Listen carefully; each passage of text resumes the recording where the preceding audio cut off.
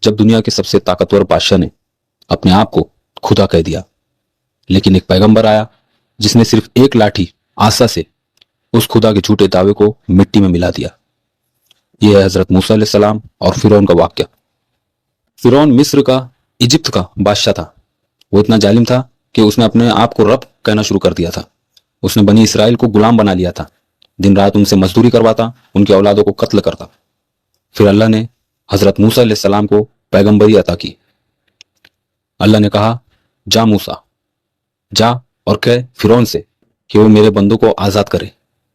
موسیٰ علیہ السلام اپنے بھائی ہارون کے ساتھ فرعون کے محل گئے اور کہا، میں اللہ کا رسول ہوں، بنی اسرائیل کو رہا کرو۔ فرعون ہنس پڑا اور کہا، تیرے جیسا آدمی مجھے نصیحت کرے گا؟ کیا تیرے پاس کوئی دلیل ہے؟ تب موسیٰ علیہ السلام نے اپنا عصا، لاٹھی کو زمین پر پھینکا، وہ ایک بڑا سانپ بن گیا۔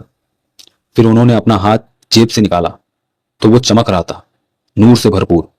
فرعون گھبرا گیا، مگر اپنی فوج کے جادوگروں کو بلوا کر کہا، ان دونوں سے بڑا جادو تم کو دکھانا ہوگا۔ تو وہاں کے پورے جادوگروں نے، سب نے، پوروں نے سانپ بنا دیے، لیکن حضرت موسیٰ علیہ السلام کے سانپ نے وہاں کے پورے جادوگروں کے سانپ کو نگل گیا۔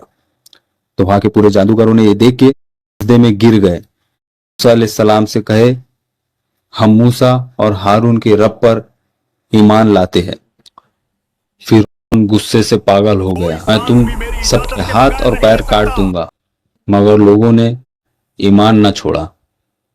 پھر اللہ نے فرعون اور اس کی قوم پر عذاب بھیجنا شروع کیا، خون، مینڈک، کیڑے، طوفان، اندھیرا، لو، آگ، ٹکڑوں میں عذاب، سوئیاں، اور ہر بار اللہ نے چھوٹا عذاب دیا تاکہ وہ باز آ جائے۔ مگر فرعون کا تکبر کم نہ ہوا۔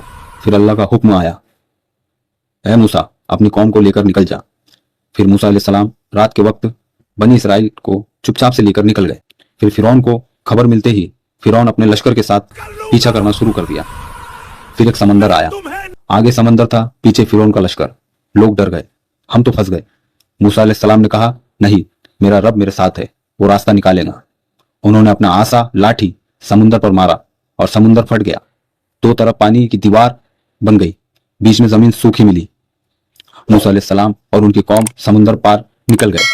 فرعون نے بھی وہی راستے میں گھسنے کی ہمت کی، مگر جیسے ہی اس کی فوج بیچ میں گھسی تو دونوں سمندر واپس سے مل گئے اور فرعون کی پوری فوج تباہ ہو گئی۔